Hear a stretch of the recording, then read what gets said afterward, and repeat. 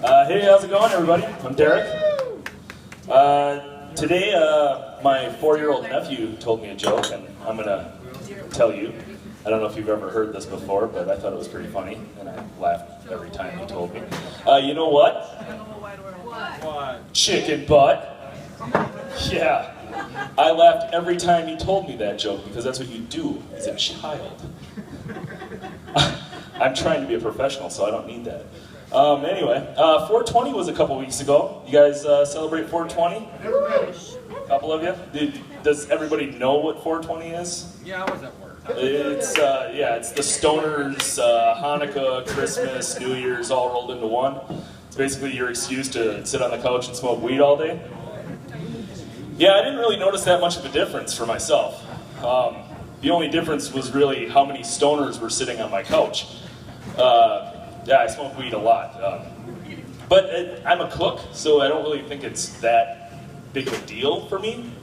Like if you have a job where you're in charge of like people's lives, like you're an ambulance driver, you probably shouldn't be getting high all the time. But for me as a cook, the worst that can happen is that your pizza might come out a couple minutes late.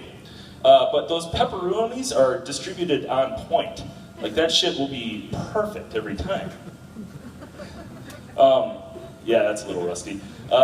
So I think I could probably smoke weed medically if this was a state that would allow that. Because I'll do anything to stop the night terrors. No, I don't really have night terrors. But if you say something like, I'll do anything to stop the night terrors, people stop asking questions and kind of change the subject.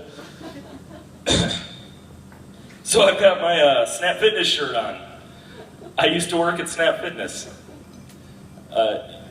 That's not a joke. I actually used to work at Snap Fitness. I was not what you would expect to see at Snap Fitness when you're walking in. I would cover shifts for my buddy who was the manager, and he actually, worked out and didn't smoke and, showed up on time. But I'd come in on like Saturday morning, 8 a.m., still drunk from the night before, pulling drags off with a cigarette as I'm walking in the door. And I'd sit down and people would come in and they'd go and run on the treadmill or go do the free weights or whatever the hell it is you do when you're on the elliptical machine. And they'd sit there and I would just be there half comatose with my aviators on in the middle of the day inside, covering up the bloodshot eyes and just smelling like weed. Yeah. Not exactly what you expected when you came in to sign up for your gym membership. Yeah, so I was a Star Wars nerd as a kid. Yeah, hard to believe, right? Adonis like me was a geek. Yeah, so I bought a lot of Star Wars stuff as a kid and spent a lot of money on that. But my buddy wanted to be a magician, so he'd spend a lot of money on magic tricks. He spent like $80 on this magic trick that you never would get to see because he was always afraid that he'd fuck it up and then you'd figure out how to do it. But I'd be like, what's the point? Like, you're spending all this money on a trick and you're never gonna show us. It's like spending tons of money on toys and then never getting to play with them.